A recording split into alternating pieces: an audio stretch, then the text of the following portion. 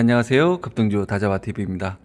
오늘 9월 20일 장 마감되었고요. 6시 54분 지나가고 있네요. 제 오전에 영상에서 남겨드린 그 이후에 시장의 흐름은 어떻게 흘러갔고 지금 시세가 좀 더 나왔죠.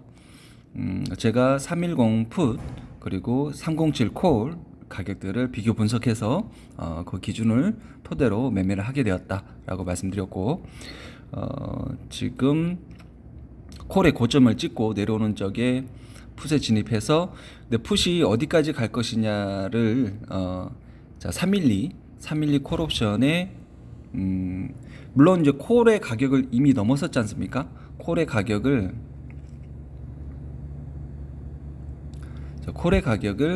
콜의 고점이 6.58이었죠.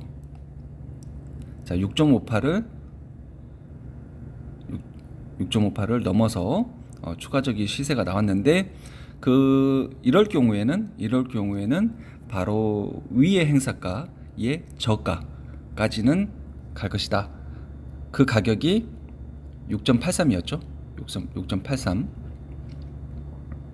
자, 6.83에서 일단은 한번 저항을 맞고 좀 밀리다가 다시 추가적인 상승이 나옵니다. 추가적인 상승이 나오는데 이 고점이 7.42입니다. 자, 바로 위 행사가의 저가가 6.83이고 이 7.42라는 가격은 312 풋옵션의 시가입니다. 시가까지 추가적인 상승이 더 나왔다. 이렇게 보시면 되고요.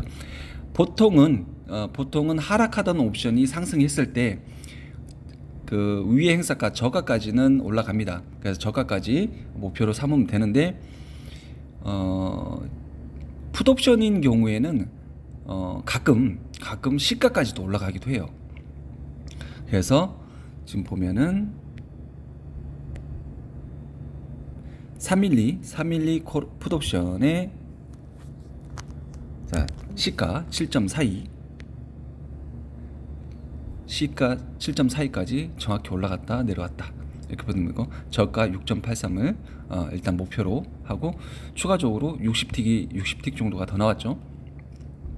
자, 이런 경우에는 콜보다는 풋이 이러는 경우가 자주 발생하는데요.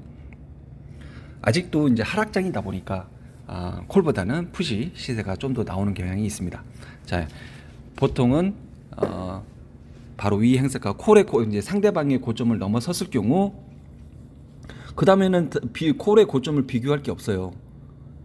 고점을 비교할 게 없는데 물론 이제 종목들이 워낙 많다 보니까 비교할 종목은 분명히 있을 겁니다. 있는데 가까운 행사가들 등가 위주에서 주로 분석을 하다 보니까 이런 경우에는 바로 위 행사가의 저가, 시가를 목표로 삼을 수 있다. 하지만은 시가까지 꼭 가는 경우가 아니기 때문에 저가 부분에서 최소한 절반 이상은 익절을 해야 된다라는 것입니다. 이렇게 보면은 제가 누누이 각 콜옵션과 풋옵션의 시가, 저가, 고가 서로 연관되어 있고 지지와 저항 역할을 한다는 것을 여러분들 지금 여러 번 제가 말씀드리고 있는데 지금 어느 정도 이해가 가실까요? 바로 밑에 행사가 310 풋옵션이 왜 7.42까지 올라갈 수 있었는지 6.83에서 한번 저항을 맞고 밀렸다가 다시 재돌파해서 7.42까지 갔는지 어느 정도 이해가 되실 거라고 믿습니다. 자, 이렇게 해서 옵션 공부를 하다 보면은 이런 부분들을 이제 통달했을 때 옵션 투자는 정말 재미가 나죠. 재미가 납니다. 하지만 여기에서 이런 것만 가지고 옵션 투자를 할 수는 없고요. 워낙 얘네가 옵션이 레버리지 효과가 굉장히 크기 때문에 적은 돈으로 엄청난 어떨 경우에는 뭐 100%, 200% 만기 다가올 때는 뭐 몇천 프로까지 나오지 않습니까? 근데 그런 거에 맞들려 가지고 매번 똑같이 나온다고 보시면 안 되는 거죠. 상황에 따라서 매번 다르고 시간 가치에 따라서 매번 다르고 월물 초냐, 월물 중반이냐, 만기쯤이냐, 프리가 다 빠진 상황이냐 이런 거에 따라 다르고 변동성에 따라 다르고 투자자들의 그 수급에 따라 또 다르기 때문에 배워야 되는 것들이 상당히 많습니다. 그래서 이런 옵션 가격 몇 가지만 가지고 실전에 뛰어드는 것은 상당히 위험하다. 자, 그런 말씀 드리고요. 오늘 수급을 보도록 하겠습니다. 자, 코스피에서는 개인과 외인이 좀 매도했고요. 기관이 좀 매수해줬고요. 선물에서 순매수였는데 지금 순매수였는데 마이너스 429억으로 자, 매도 전환을 했고요. 자, 옵션 부분에서는 자, 개인들 콜옵션 좀 샀고요. 외인은 좀 매도했고, 그리고 풋옵션에서는 6천 계약이나 매수하고요. 개인들 또 풋옵션 매도를 또 매도 계약을 매수했습니다. 개인들의 특성이 조금만 올라가면 풋옵션은 바로바로 따라 붙어요. 죄송합니다. 콜옵션은 좀만 상승하면 콜옵션은 바로바로 따라 붙어요. 그래서 상방 엣지는 상당히 잘하는데 하방 엣지는 잘 못하는 것 같아요. 자, 그런 부분이고, 지금 누적으로 보면은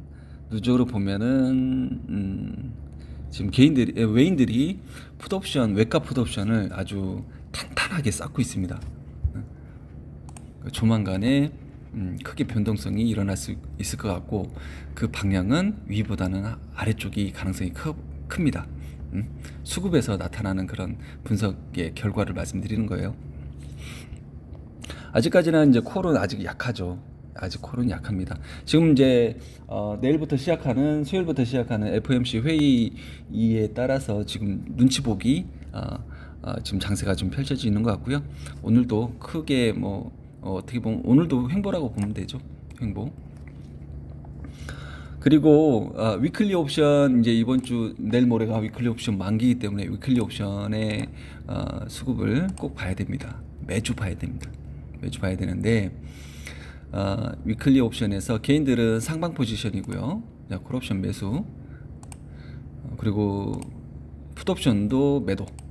자, 위클리 풋옵션도 매도입니다. 근데 그 규모가 좀 커요. 볼까요? 자, 콜옵션, 풋옵션, 위클리 13,000 계약 콜옵션 매수, 외인도 10,000 계약 정도 매수, 기간 23,000 계약 매도. 자, 풋옵션 쪽에서는 개인 30,000 계약 풋옵션 매도, 외인은 32,000 계약 풋옵션 매수입니다. 그리고 금투는 1,200 계약 매수, 1,200 계약 매수. 그래서 외인이 위클리 풋옵션을 지금 3만 계약이나 지금 매수해 놓고 있어요. 외가 풋옵션을 많이 매수해 놓고 있다. 이거 목요일 전에는 써야 되겠죠? 목요일 전에는 써야 되겠고. 그래서 수요일에는 큰 변동성이 일어나지 않을 경우에는 목요일 날 그죠? 풋을 주력으로 하는 해지를 양매수가 좀 효과적일 것 같아요. 풋을 주력으로 하고, 자, 콜을 일정 부분 해지를 해서 콜 매수를 해서 해지를 하고, 그래서 이런 방법이 괜찮을 것 같습니다. 정확하게 1대1 비율로 하셔도 되고요. 1대1, 5대5, 5대5 비율로 하셔도 되고, 혹시나 또 FOMC 금리 인상 결정 나오고 불확실성 해소 해가지고 상승할 수도 있는 부분이니까, 자, 이런 부분 만기 부분은 한쪽 방향으로 하락이다 상승이다 다 이렇게 하시면 안 돼요. 자, 이 파생은 개인들보다 정말 똑똑합니다. 심리적으로 올라갈 것 같아, 내려갈 것 같아, 이런 식으로 접근하시면 절대 안 됩니다. 최소한 수급 분석으로 인해서 확률을 높여야 됩니다. 제가 그래서 수급 분석 계속 하는 거고, 여러분들 증권사 관계자들 3프로 TV나 많이 나오잖아요. 그분들 많이 해서 공부 많이 되신가요? 제가 경험하건대 장담하건대 이 수급 분석을 통해서 시장 방향을 예측하는 게 제일 정확합니다. 제가 지금 영상에서도 내일은 상방이야 하방이야 정확히 말할 수도 있어요. 하지만 이거는 어디까지나 제가 그렇게 돼버리면 자만하게 되는 거고, 혹시라도 저도 인간이기 때문에 제가 갖고 있는 포지션 쪽으로 유리하게 수급 분석을 할 수도 있는 부분이고, 누군가에는 수익을 얻겠지만 누군가는 손해를 끼칠 수도 있기 때문에 조심하는 거지. 몇몇 분들은 뭐 아실 거예요. 좀 꾸준하게 보신 분들은 수급 분석을 통해서 많이 방향을 그나마 정확하게 알 수가 있다. 그 내용입니다.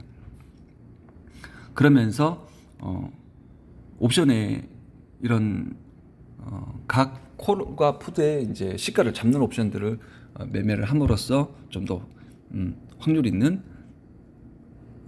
투자를 할 수가 있는 거고, 그 기준은 정확하기 때문에 손절은 짧게, 손해는 짧게, 그리고 수익은 길게 이렇게 가져갈 수 있는 겁니다. 자 수요일 날 공교롭게도 목요일 날 새벽이죠. 수요일 날로 넘어가는 목요일 날 새벽, 아마 그날이 위클리 옵션 만긴 날입니다.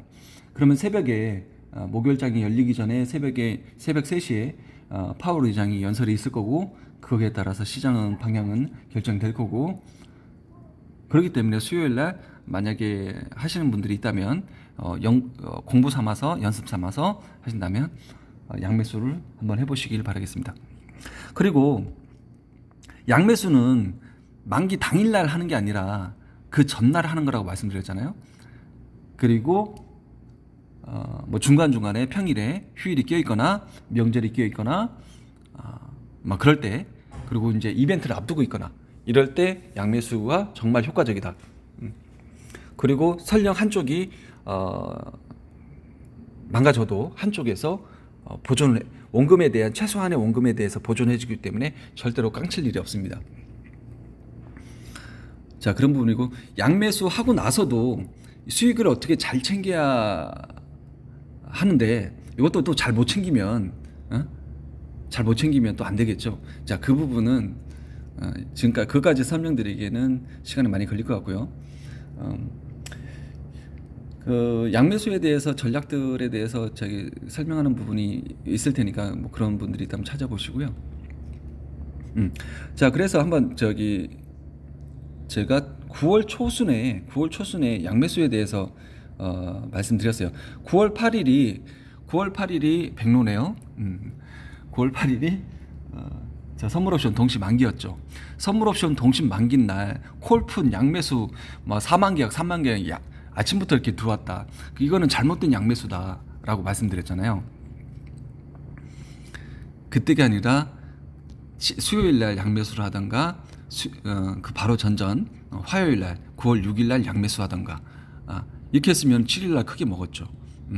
8일 날도 어떻게든 먹었고. 자, 그리고 명절 휴일 4일 연휴를 앞두고 양매수해서 넘어가자. 그럼 13일 날 어떻게 됐어요? 콜 대박 났죠. 콜 800% 나왔습니다. 위클리에서 콜 800% 나왔고, 그 풋은 깡통 났죠. 그래서 풋은 예를 들어서 각각 100만 원씩 들어갔다 예를 들어볼게요. 풋은 100만 원을 잃었어. 근데 콜은 800만 원씩, 700만 원 수익 났어. 이득이잖아요. 200만 원 투자해서 100만 원 손실 나고 700만 원 수익 났으니까 이득이잖아. 그러면은 얼마예요? 500만 원 수익이잖아요. 자, 이렇게 해서 이렇게 둘 다 양매수해서 크게 한쪽에서 수익이 크게 났을 때는 둘 다 같이 걷어들이는 거예요. 둘 다 같이 걷어들이고, 저 같은 경우는 콜 수익 챙기고 풋에서 좀 더 들어가서 풋에서도 반등 나올 때 수익 챙기고 이렇게 하겠지만, 제일 깔끔한 거는 둘 다 청산하는 겁니다. 수익이 몇 %씩 크게 났을 때 둘 다 청산하자. 그리고 그날은 끝. 그날 매매 끝. 자, 그렇게 하시면 돼요. 또 나 800% 먹었으니까 또 뭘로 해서 또 500% 먹어보자. 또 먹은 거 다 토해냅니다. 자, 그러고 나서 이날도 이제 종가에 띵가띵가 놀다가 오후 3시쯤 들어와서 또 양매수. 뭐 14일 날도 14일은 풋에서 대박 났죠. 이 13일과 14일에 왜 그 변동성이 크게 발생하고 크게 일어나는지 아십니까? 자, 위클리를 기준으로 했을 때 위클리가 자, 목요일 날 발행이 돼서 5일 6일간 유지가 돼야 되는데 이틀이 빠졌잖아요. 이틀이 시간 가치가 다 빠졌단 말이에요. 그러면 13콜, 14풋, 15행보 이렇게 되는 거예요. 자, 그렇다면은 뭐 이번에는 평이한 수준이니까 자, 수요일 날도 만기 전날 양매수 해볼 수 있는 거고, 또 FMC라는 그런 이벤트가 있는 거고, 그래서 충분히 가능하죠. 그리고 10월 달 한번 볼게요. 10월 달도 자, 30일 날 9월 30일 날 금요일 하고 이제 또 월요일까지 휴일이지 않습니까? 또 위클리가 하루 빠진단 말이에요. 그러면 4, 5, 6이 3일밖에 안 남았기 때문에 4, 5일 날 또 크게 발생할 수 있는 거고, 그 다음에는 옵션 만기죠. 월물 옵션이니까 또 이제 이렇게 3일 날도 빠지고 10일 날도 빠지니까 프리가 쫙쫙 빠질 거 아닙니까? 그러면 11일, 11일 날 또 변동성이 크게 발생할 수 있는 거고. 지금 이 휴일 뒤에 풋이다 콜이다 장담할 수 없는 거예요. 지금 얼마 전에 보통 이렇게 나왔을 때는 풋이 명절, 제 경험상 추석 명절 끝나면 풋이 먼저 나는 경우가 많았는데 이번에 콜이 먼저 나왔잖아요. 그래서 콜이다 풋이다 장담할 수 없는 거예요. 그러니까 정확하게 1대1 비율로 들어가는 게 좋고요. 어느 정도 분석에 의해서 이번 FMC 같은 경우는 외가 풋을 많이 매수하고 있는데, 외인들이 변동성 확대에 베팅하고 있는데, 이런 경우에는 풋을 뭐 7, 콜 3, 뭐 이런 식으로 비중 조절을 할 수도 있는 거고. 자, 양매수는 이럴 때 하는 거다. 자, 이상으로 마치겠고요. 지금 제가 시장보다 강한 종목들 이틀 전에 소개해드린 게 있는데, 오늘 좋은 상승이 나왔어요. 그것까지 하면서 저는 퇴근하도록 하겠습니다. 자, 이상으로 마치겠고요. 구독과 좋아요 부탁할게요.